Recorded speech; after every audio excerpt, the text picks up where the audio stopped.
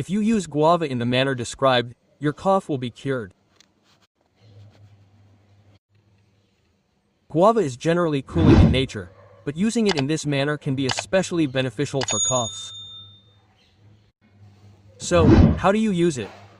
To do this, take a guava and roast it. You can roast it on the stove, in the oven, in the microwave, or if you know how to roast it, you can roast it in a pan.